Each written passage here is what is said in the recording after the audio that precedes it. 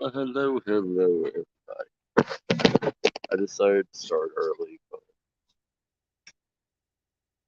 I was bored and I already got my coffee.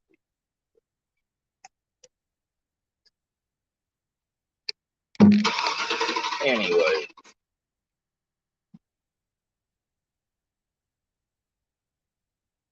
so this stream, I'm going to show y'all how to make an effective, but an effective, but also a cheap survival bag that you can take with you. This thing's like, I don't know, maybe half a pound, but you're going to have to do work with it because it's lightweight, it's cheap, but you have to make it reliable. Um, oh, give me 1 second.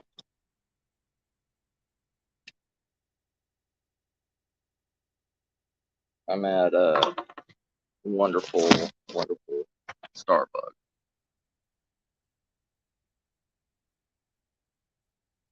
So here, I went to the dollar store. They have these nice little canvas bags. That's for $1. It's a little sling bag. Yeah, they they have different designs and everything, and I got one that's more tribal for a lot of people. Good thing about this is it has a Velcro strap on it. So, and it's a pretty decent Velcro strap. Like, you really have to force it open. For the long term, yeah, it's probably going to give out after a while. You would have to change that out after a time. But until then, you could do with it until you could find something better. Hey, Steven, how you doing, brother? Thank you for coming by, brother.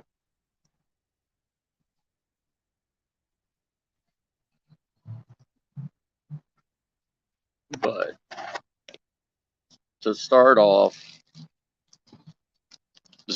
with it, you need a source of tinder. Okay, there's plenty of things that you can get. You can get fat wood sticks, like if you live in the South or anything like that.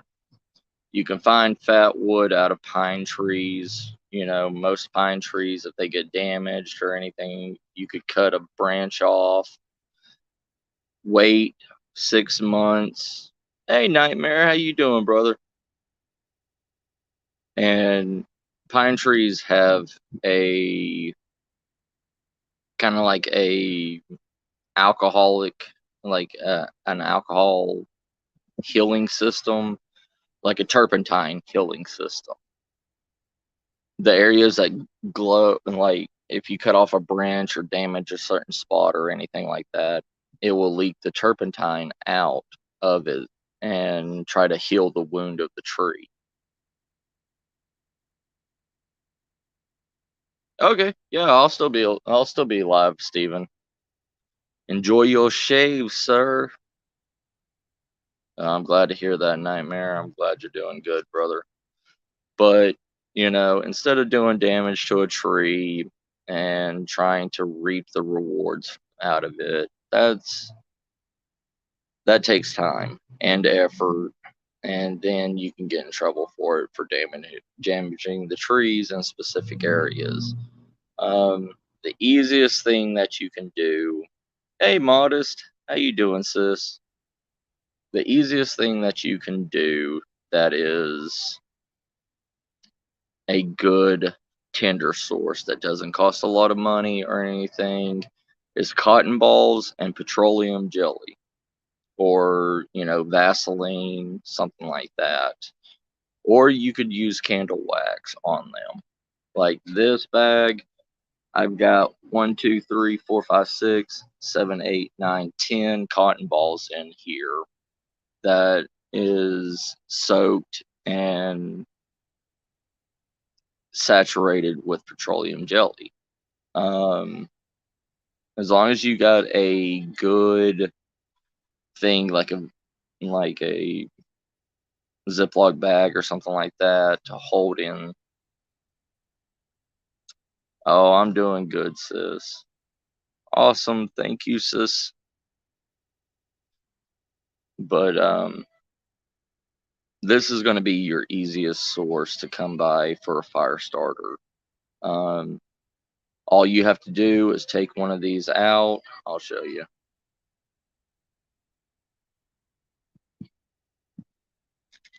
Take one of these out of the bag.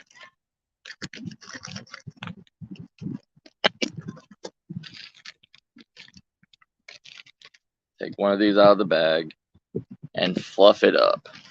Fluff the inside out of it because the petroleum jelly is on the inside.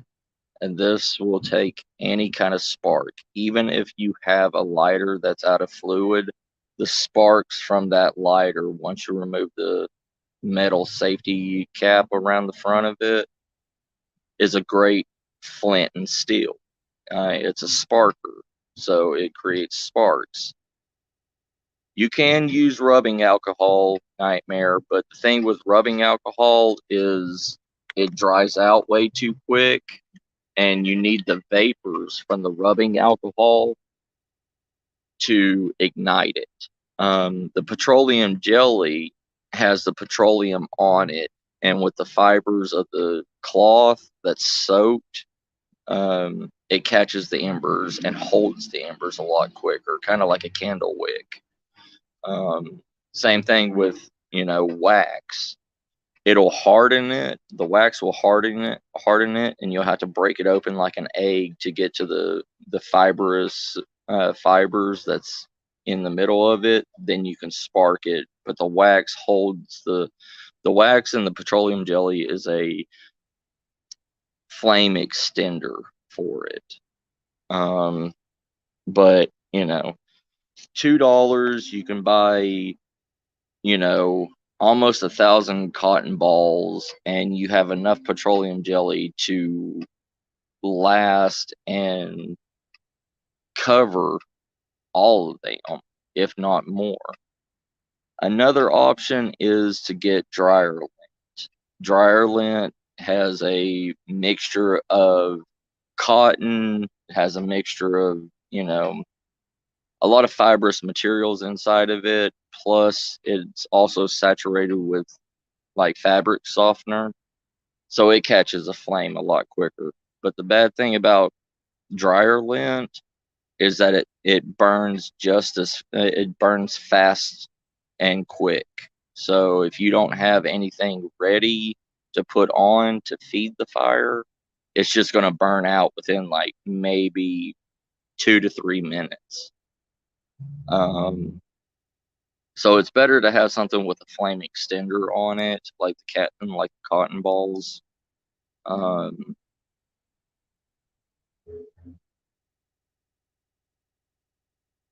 But this is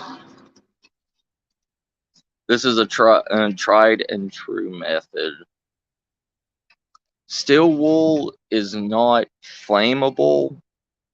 You have to. Well, there's certain types of steel wool. There's the fibrous steel wool, then there's the steel wool pads. If you're going to do anything to catch a fire, you need the fibrous steel wool. The steel wool pads you need to set on fire with a battery, because it's a conductive, and what it will do is burn like char cloth. Hey Amber, how you doing, sis? What it would do is you connect a 9-volt battery to a steel wool pad, and it will burn like char cloth. It'll just eat up and burn through the steel, but not create an actual flame. You would have to actually put that in a fibrous bundle and blow into it while it's still igniting, then create your flame. Um, that but the fibrous steel wool pads, that will catch a flame and will hold a flame.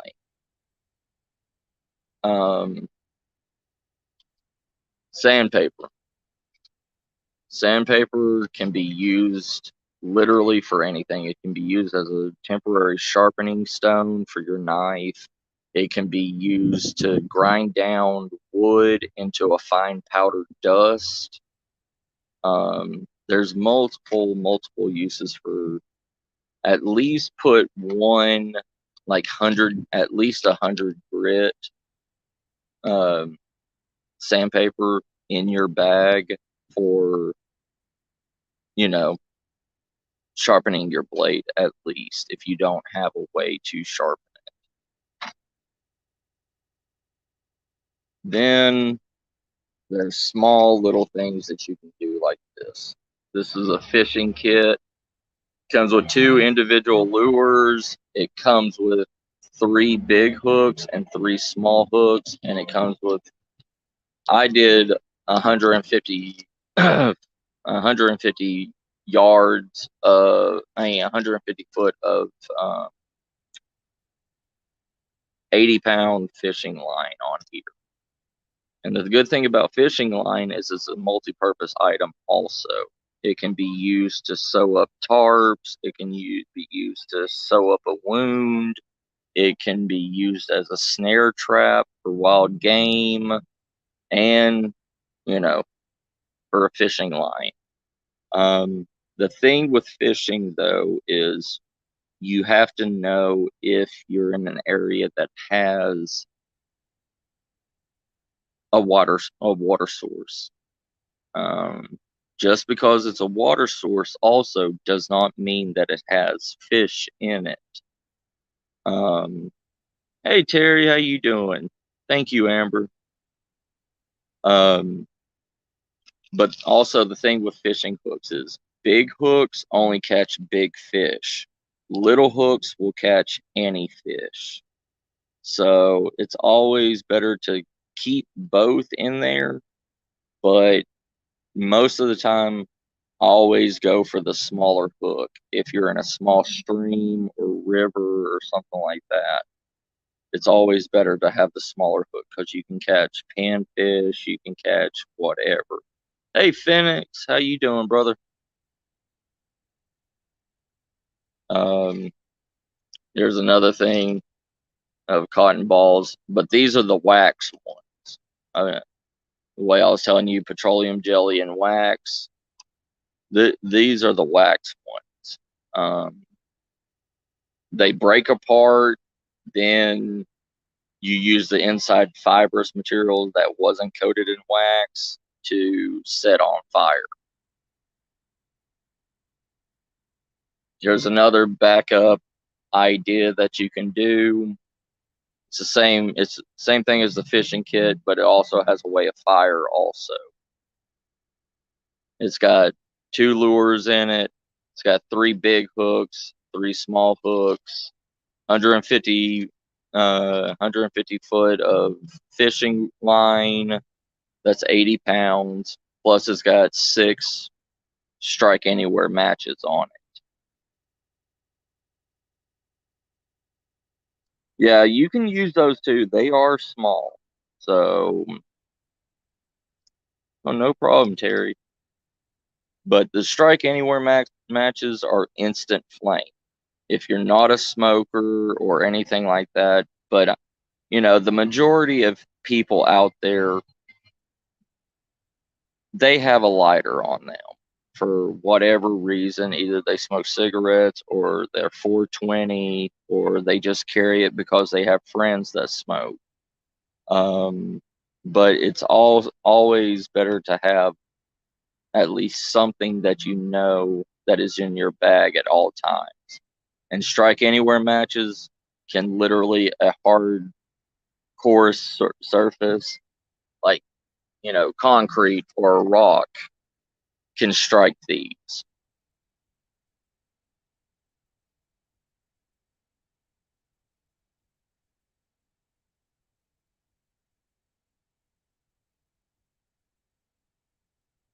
Oh yeah, Amber. Yeah, those things are good to help you train and know what to do in an emergency situation because, most of us in our fields and everything,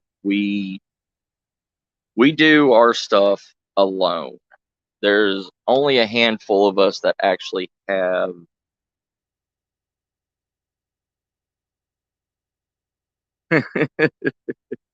Yeah, I know, Mike. Hey, Chad, how you doing, brother? Hey, Jamie, how you doing? But, most of us, we're soloists. We do things solo or with one trusted individual or something like that. So if something bad does happen to us out in the middle of nowhere, you have to rely on yourself.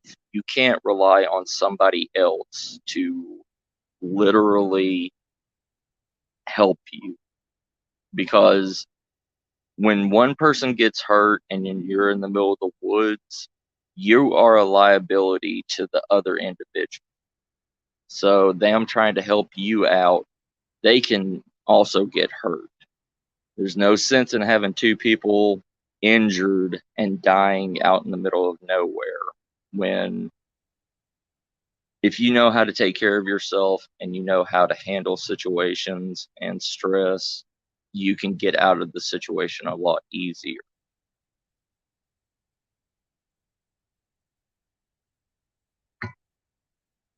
Anyways, so these are the terry cloth cotton like absorb pad, cleaning pads that I found at 99-cent store. Good thing about this, you can use it for wrappings. If you injure yourself, you can use it as a tourniquet if need be because it's strong enough to hold and apply pressure. You can also use this as a fire starter. Also, you can also turn this into what's called char cloth. Um, there's multiple things for this also. So it's good to keep one or two sheets in a Ziploc bag. And also, the reason why I'm saying put everything in a Ziploc bag is because a Ziploc bag, if you don't have a way to boil water like a single wall container uh, to boil water in and purify it, you can put water and contain it in these Ziploc bags, and you have a means of carrying water with you. The reason why I say you need a single wall is because I know we all use vacuum sealed, double walled, drinking containers. But the thing is, you can't boil water in a double wall um, container because it will explode on you. It will overheat, and the inside and the outside will explode.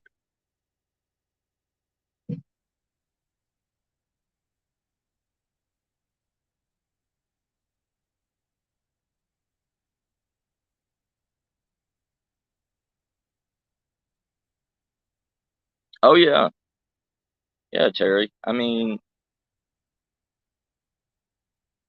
yeah, a tourniquet is always good to have for that just in case scenario. I mean, you could be in an abandoned house, you could be out in the middle of the woods, If you're in an abandoned house that's 200 plus years old and it's been abandoned, there's no maintenance on that.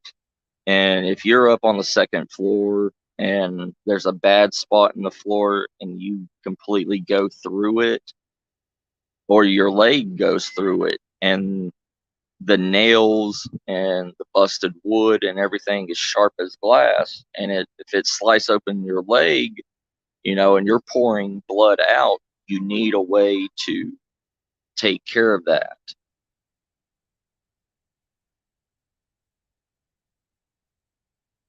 Yeah, y'all did a great show today. And for people that can't really afford a $40 to $50 first aid kit to take with them, make your own, like what I've done. There's 3 individual, one-time use kits in here. It's got an alcohol prep pad in it. It's got 3 different bandages in it for people across the water, say plasters. So it's a basic kit. And also the alcohol prep pads can also be recycled and used as a fire starter. Kind of like what Nightmare was saying with rubbing alcohol.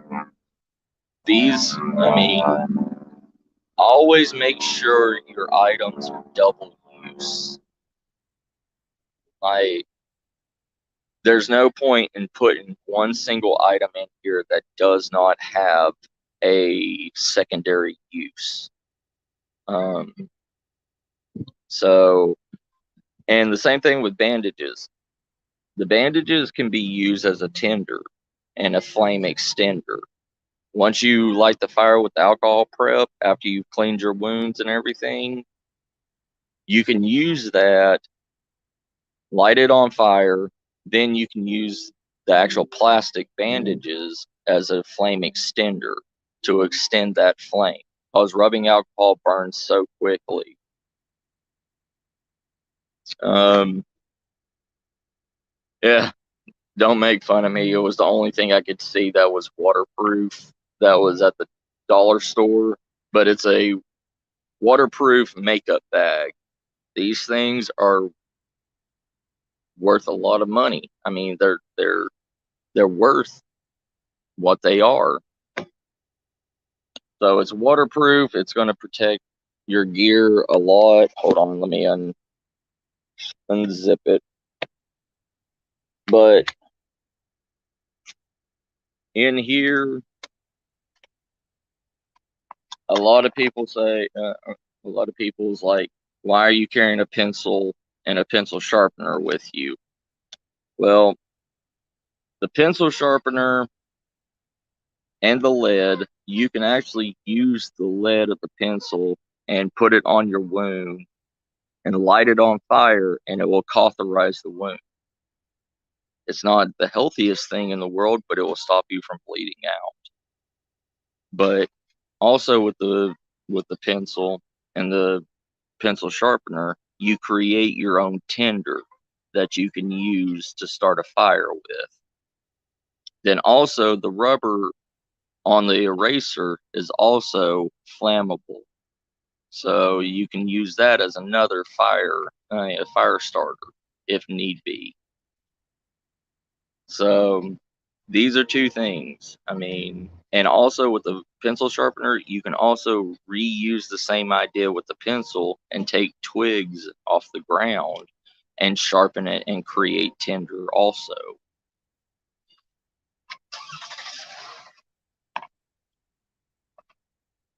And here's another Band-Aid. It's a Cure-Aid. Well, there's 2 of them here. That's just to be thrown in here just for if you need more. Also, I put these little sticky notes here. If you're trying to be found, you can put these sticky notes or whatever, put them onto a tree branch, whatever, as signaling tape. You can write a message on here. You can even use it as tinder for fire. But mostly use it as signaling tape. Use it, write a message on it, put it on a low-hanging branch, and say I went 200 yards north, and hang it on a branch. Unless it's raining or something, and if a search party's out, they will find this because this isn't found in nature. Also, bubble gum. Bubble gum is not only a morale booster in a survival situation, but it's an instant sugar kick. It'll give you a boost of motivation. It'll be able to quench that small little bit of hunger that you have. And it's also something that makes you feel human. But putting all this, let me hold it. Putting all this stuff in here. We'll put that last, this.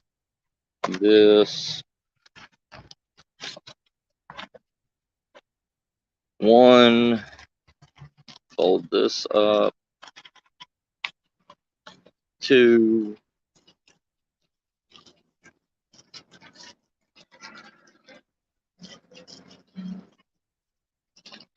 3, fold this up.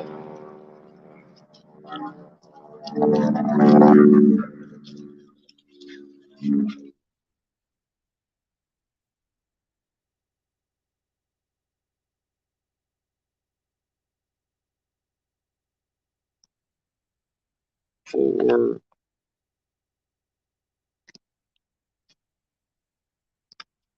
5, and your pencil.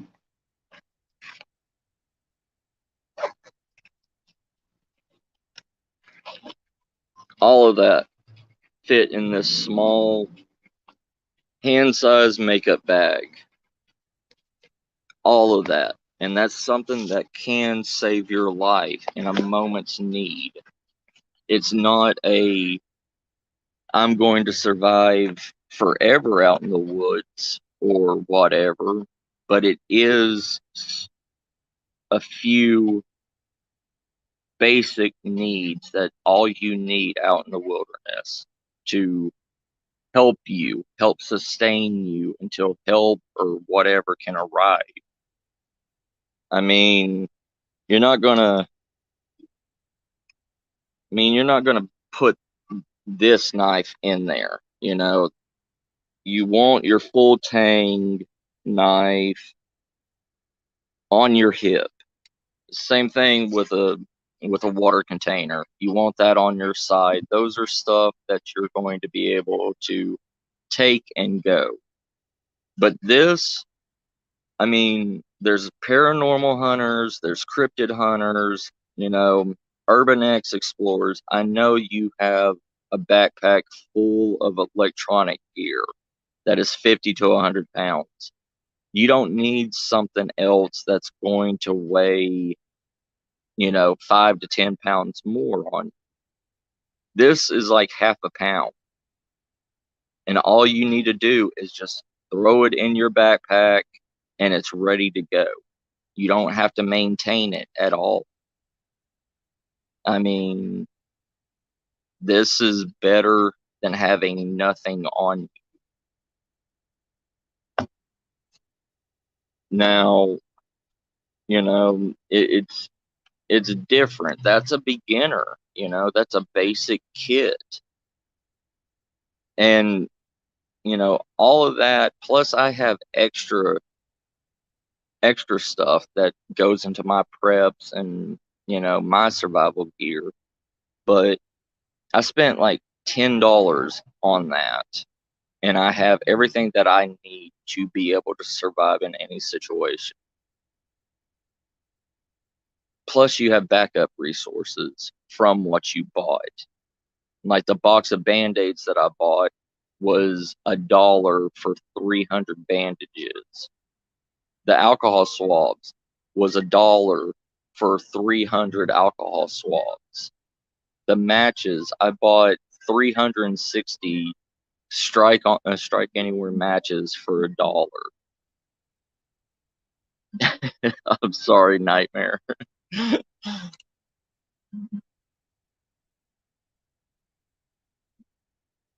The fishing line, I still have, a complete half a roll from what I did with that. That can be used anywhere. The box of fishing hooks that I bought was like 100 to 200 fishing hooks. It's simple. It's cheap. I mean, one of y'all's cameras cost more than this, and it dies on you. You know what I mean? $10, and you have something that's going to take care of you, and it weighs nothing.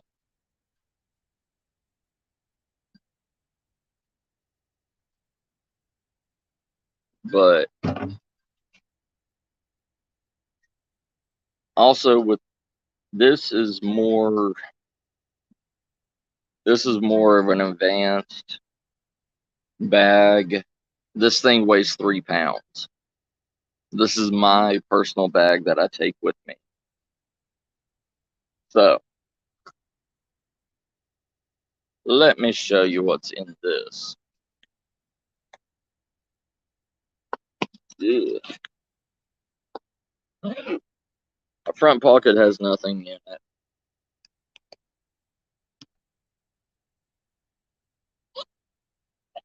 But in here, let me show you how different a bag can be. This is a complete clamshell. It opens. Okay, so in this, first off, survival leather gloves. I mean, protect your hands when you're in the wilderness, you know. They're fingerless, so I can also be able to use my phone or whatever with it.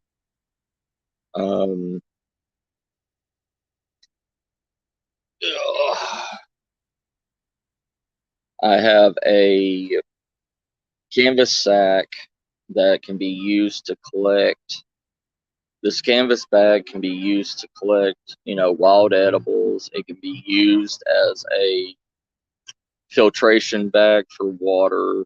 You fill it, you fill the bag up with water, and it drips out from one point, and it purifies and cleans the water.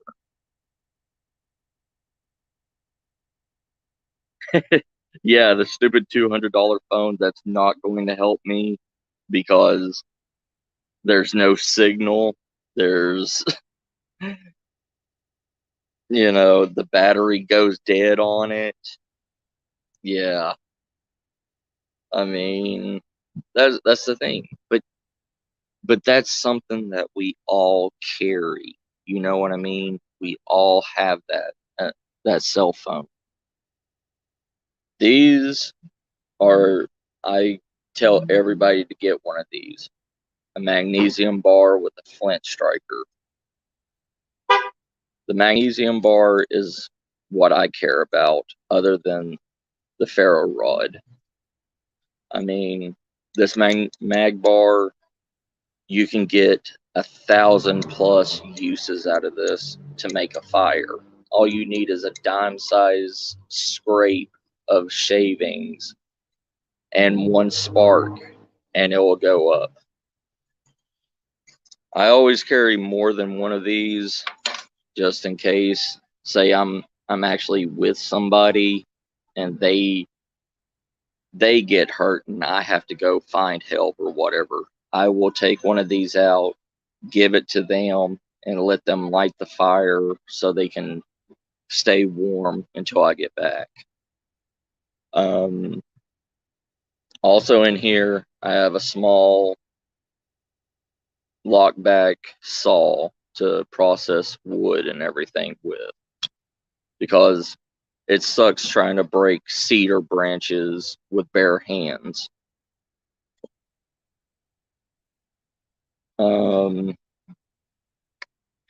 Also in here, I have two sources, two ferro rods. I have a 6-inch, you know, 6-inch, quarter of an inch thick ferro rod. And I also have a Pathfinder ferro rod that's the same size. It's a 6-inch, quarter-inch thick, but it also is a container that can hold, you know, fire, like fire tinder or anything with it.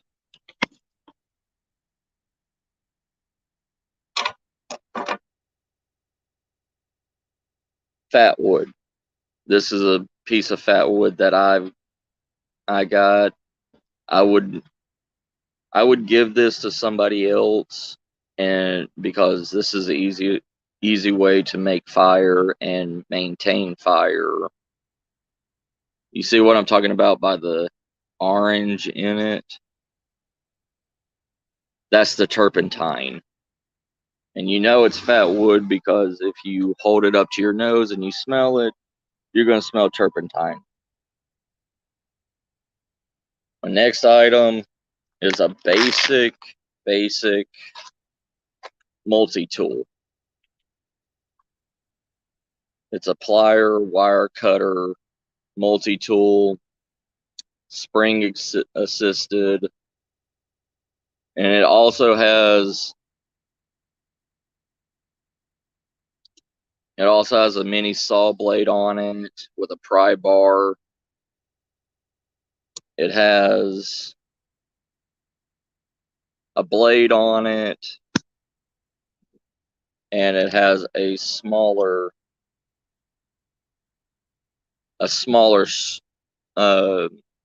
blade with a bottle opener. People use this as a can opener if you're lucky enough to have a can on you. But I just use this as a 90-degree spine to strike my ferro rods with. But that's all this is. And then I have a bellows in here. Bellows to help maintain the fire. And inside of here, I have another smaller knife. It's a fisherman's toothpick. Yeah, it's not a Leatherman. It's actually it's called a Scottsdale. I do have a Leatherman with me, but this has done better. I've actually had to replace my Leatherman like 3 times because I've broken the knife on it trying to create Tinder with it and trying to use the knife in a survival situation. But this is actually sturdy enough and heavy enough that I could actually use it as a hammer.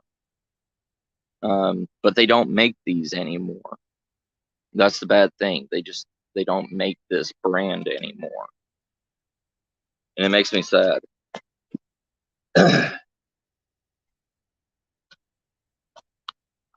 I should have bought more of it, but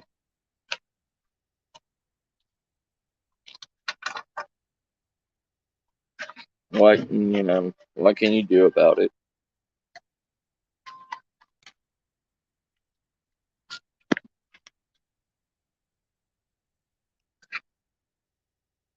Ugh. Come on.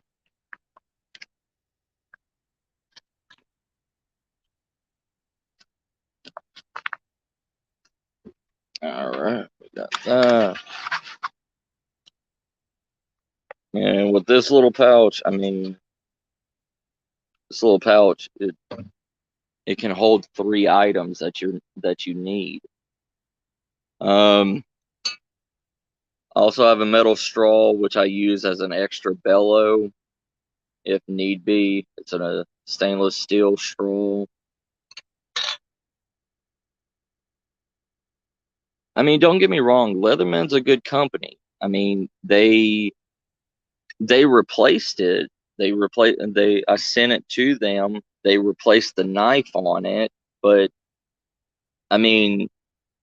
what happens if that's on your only means of survival is that blade that's on that Leatherman and it snaps like it's a twig? I also have another multi-tool. This is by Field and Stream. It's just a basic plier. It's got a file. It's got a fish scaler. This is more for preparing and handling your hunting equipment.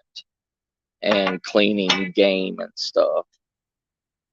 But this is my big daddy.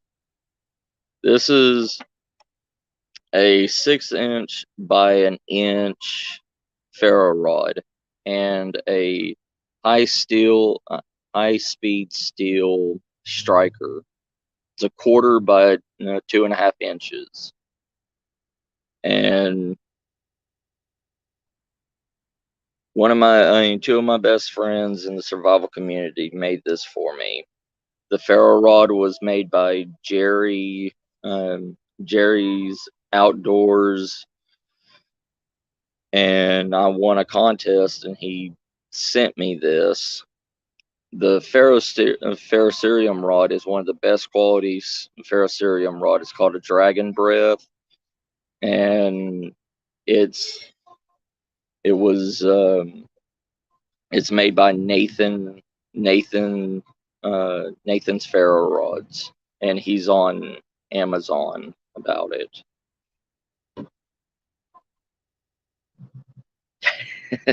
Right, Nightmare.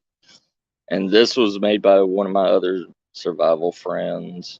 It was made out of driftwood in Seattle, the handle, and his name is Redneck Renegade. He made this high steel speed striker for me. These are precious items for me.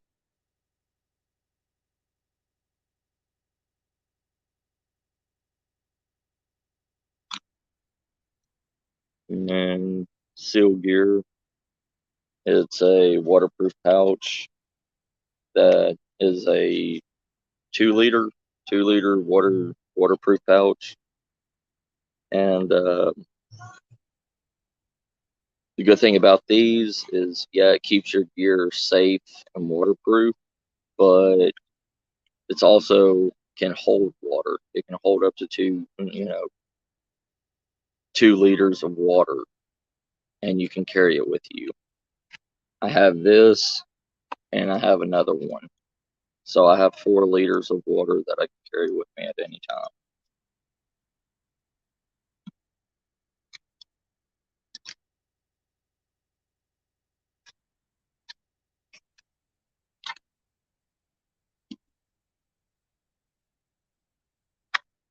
I have a ceramic knife sharpener.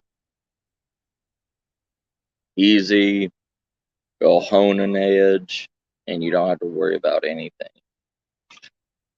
Then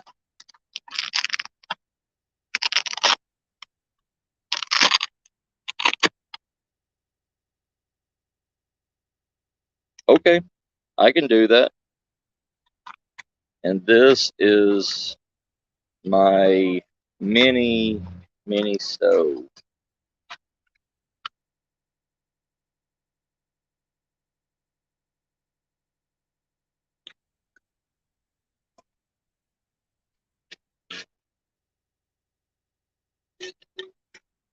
It's my Lixada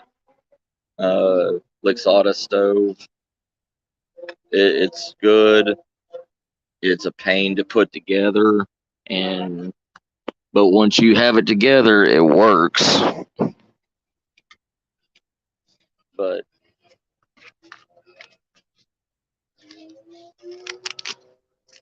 the Lixada stove, it's really good. But the bad thing about it, I mean, it's made out of cheap.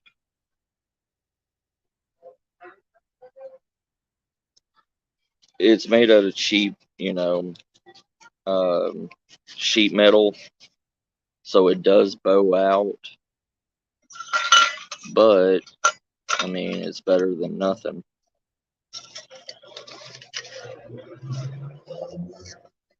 Comes in its cute little pouch. Then I got 2 things of True Forged tent pegs in here. There's 6 in each one. It's good for my gear top, 260 centimeters by 210 centimeters ripstop nylon tarp. in its little bag.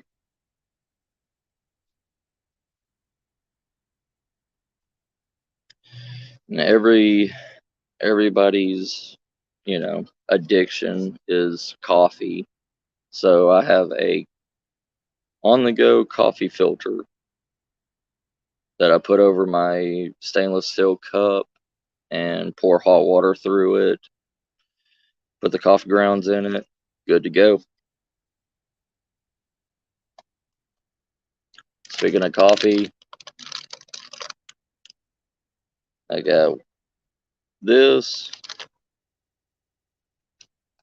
I got actually three packs of that. Then I got a Sloth multi-tool. My wife got me that. It's got a file, it's got a screwdriver, got a bottle opener, rope cutter. It's nice. She got it as a joke for me. But I got two sopa soups that go with me. And supposedly one of these packs can feed two people. So,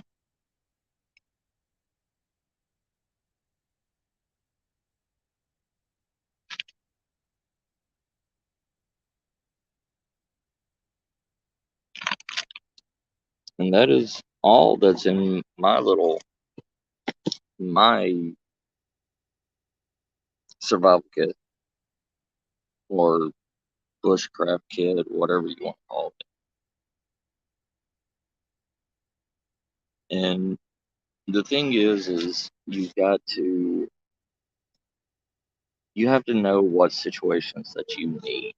What what situations what you need for each situation that you're in. It's know your terrain, know where you're at. Um, and learn. Like if you're going to build.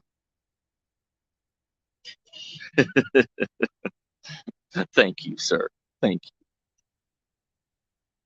But really, you just whatever you get that you think you need in your certain situation that you're going to be in, at least train with what items you have before you go and buy. I mean, before you go out in the middle of nowhere and not ever use it. That's a major problem that a lot of people have.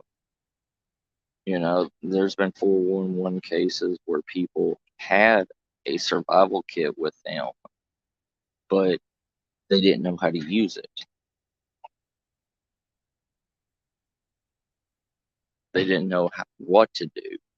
So they ended up dying because of incompetence.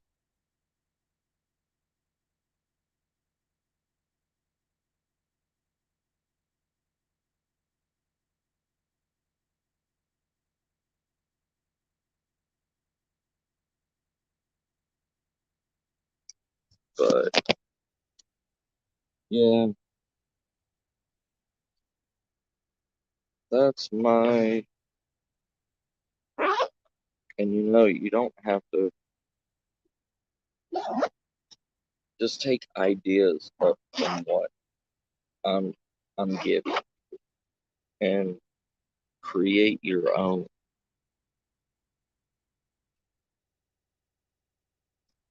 Because there's a lot of people who say, "Oh, I don't need that. I don't need that," but then they run up into situations where they need something to defend themselves, or they get lost.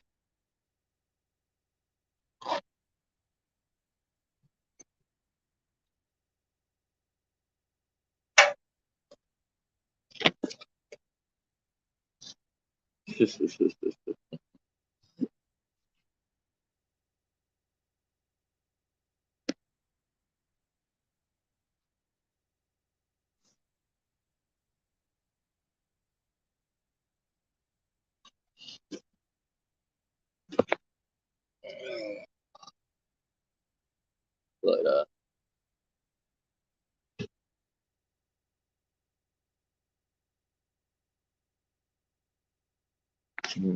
like people think that this is just, it's just fun and games. And people think,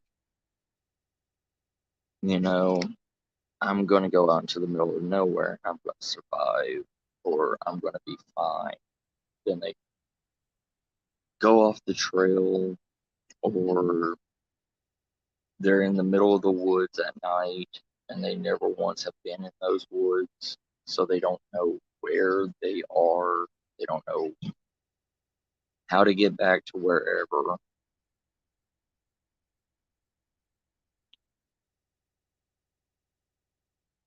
And that's where this stuff comes into play, you know?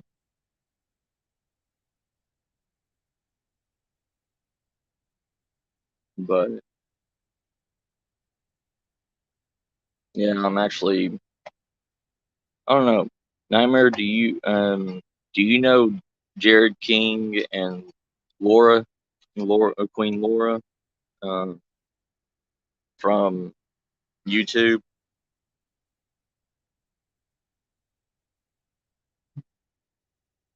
I thought I saw you on Jared King's live one time. Oh yeah, brother. Okay, okay. This I'm at. This one I'm actually making for him. I actually made for him to be able to have a survival kit on, when he goes and does things by himself.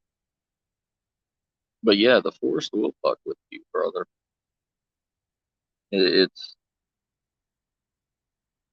It's called forest delusion or forest confusion, something like that. But people don't understand how dangerous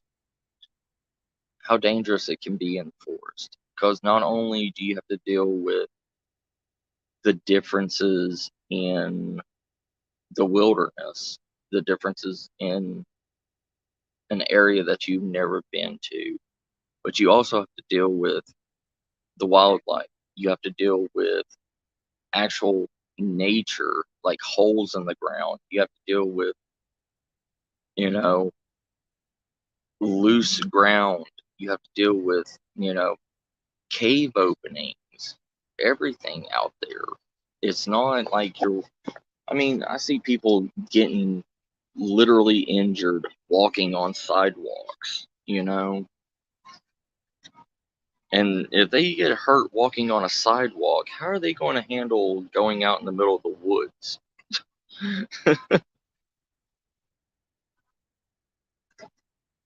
Yeah, I yeah, I'm making one for Jared and I'm making one for Laura also because it, I mean, I have a lot of friends in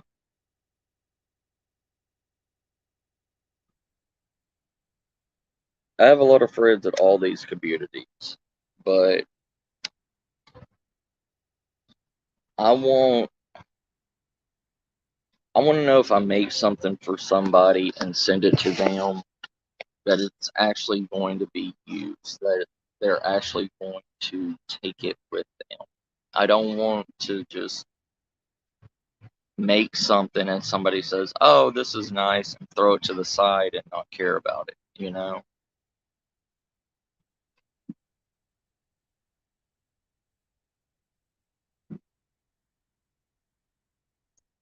And I know like what Dave said last night that I shouldn't do the guilt with association stuff. Like, but it's so hard not to. It's so hard to see people that I like and I care about get hurt.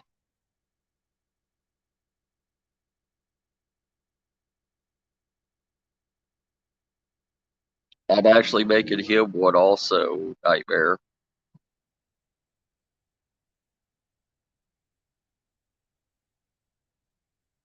I want to make you one too.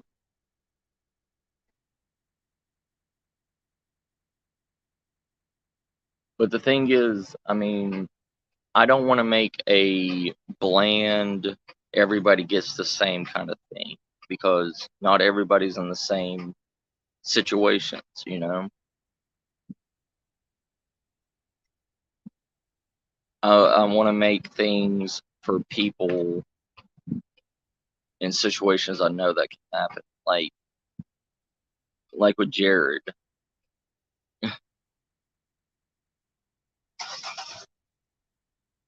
Thank you, brother. No,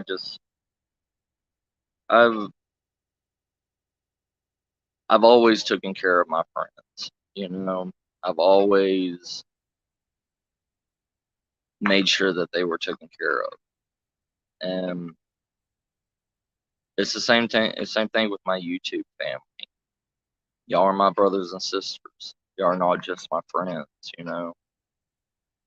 And if y'all are going to be doing this stuff, and if y'all are going to be going to, you know, areas and everything, I want y'all safe, and I don't want y'all getting into a fear. Let me say, I don't want y'all getting hurt. Then be in a fear of having to buy expensive stuff.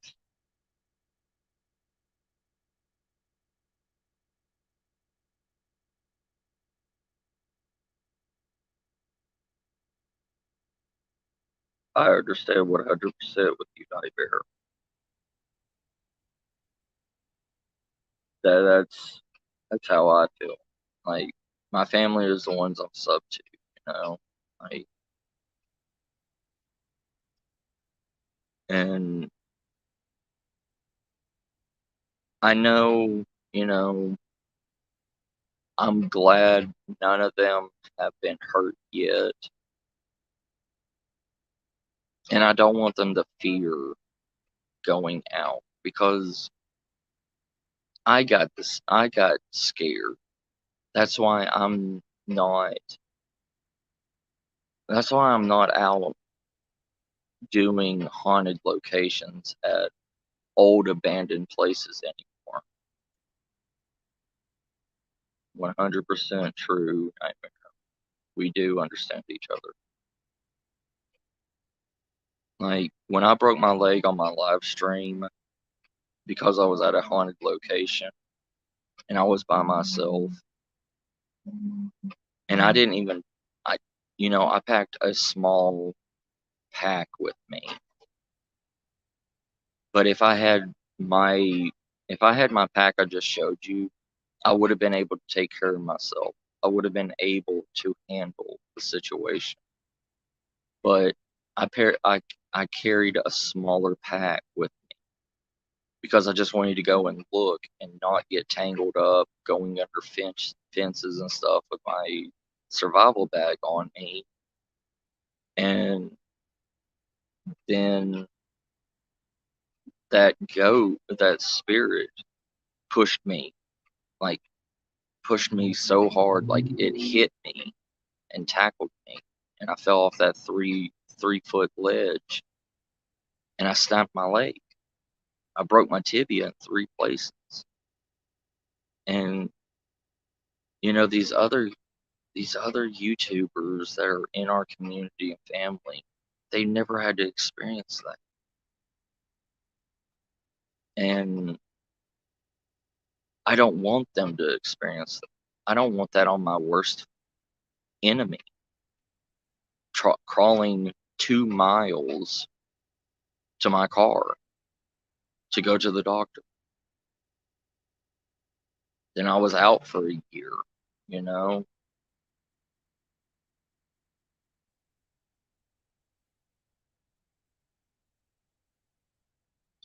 But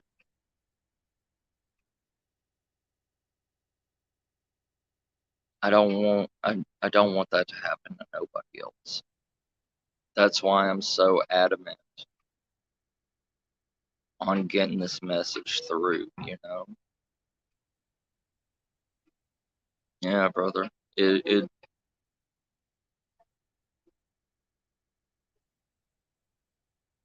it makes you second guess on doing it ever again.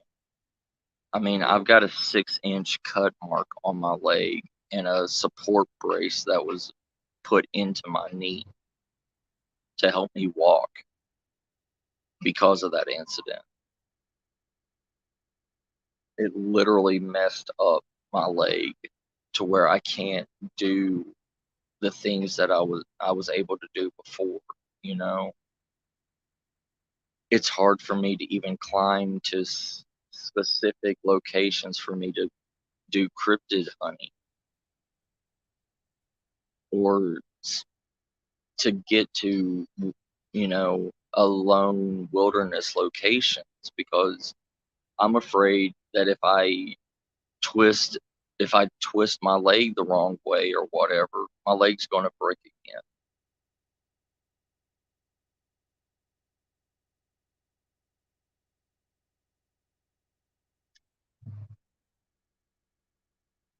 But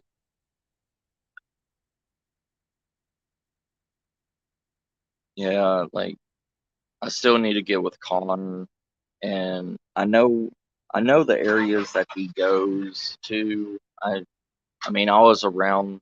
I grew up in, Tennessee, which was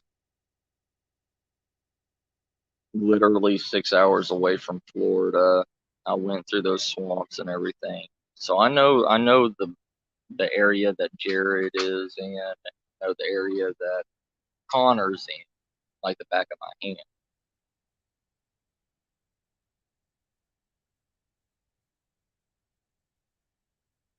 Yeah, Nightmare. It's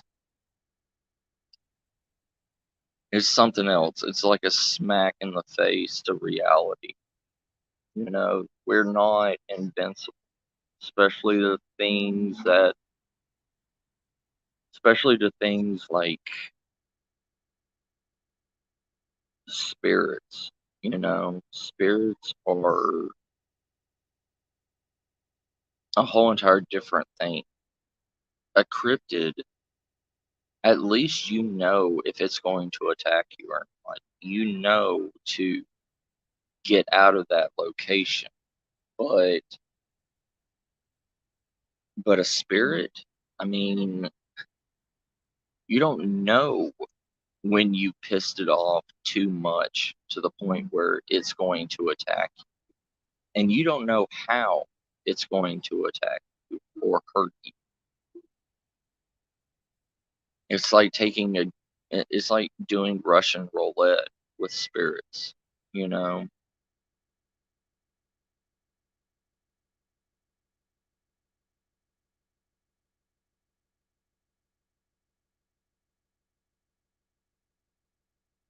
And it's the same thing with doing like urban exploration, like going to these abandoned buildings and cities and stuff like that. You don't know if you're going to walk up on somebody like a homeless person that's going to be in there. You don't know if that homeless person's good. You don't know if that homeless person's on drugs. You don't know if that person's going to do physical harm to you. And I mean, it's the same thing with cryptids, but at least with cryptids, they're like wild animals. They will warn you. They will give you signs to get out of their territory before they actually attack. But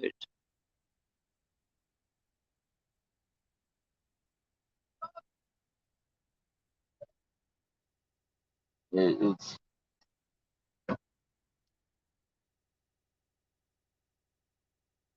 that's why I preach and I harp about being safe out there and knowing the stuff that you own, the stuff that you're taking with you.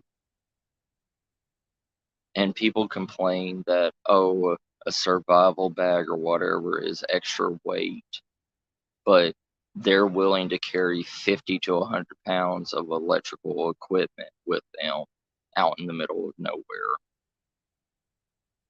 But they're not going to take one thing to save their life because it weighs too much.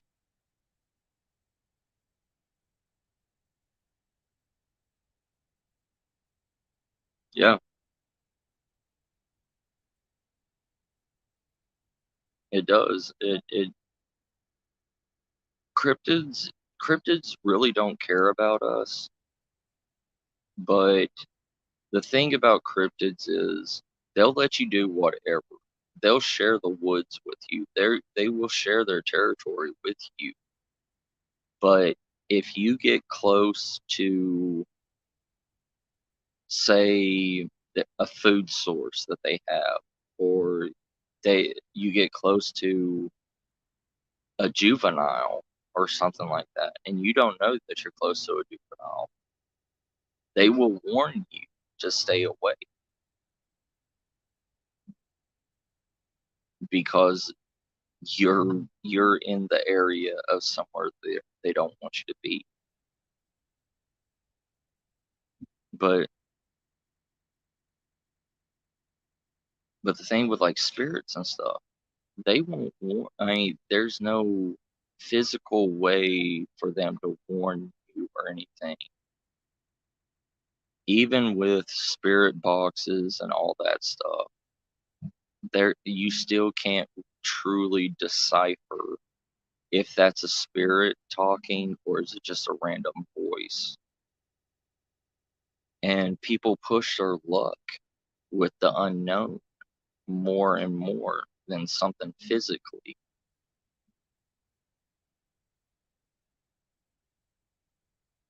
And it's like you don't want to be that person. You don't want to be that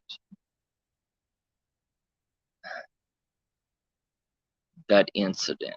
You don't want to be the next 411 case because you want to go to a haunted location and not know anything about it. That's how people get killed. It's just like taking a guess with, is that homeless person that's going to be in there? Are they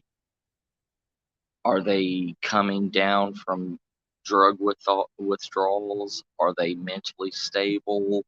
Are they physically violent? Are they, I mean, and you're taking a chance on going into that location and may or may not get hurt by an actual physical human.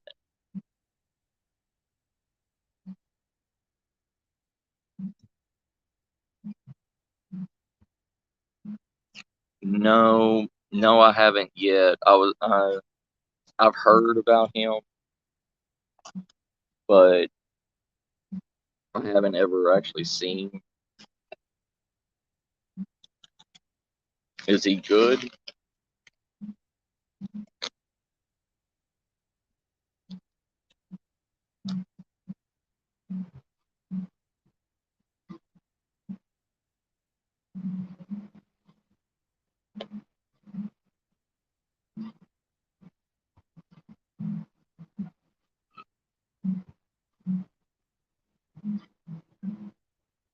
All right, I'll look him up. I'll look him up and everything, Nightmare. Because if you say he's good, then I'll trust you.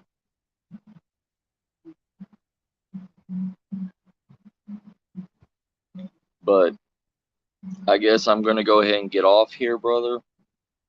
And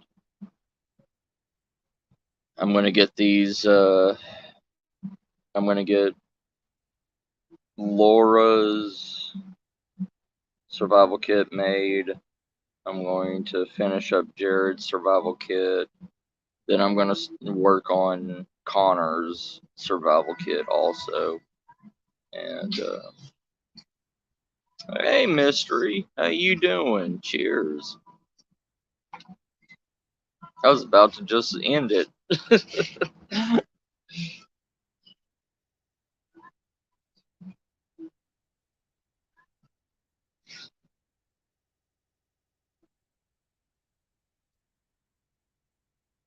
Oh, nice. Tell Clown I said thank you. I haven't seen him for a while. I wonder if he's doing okay.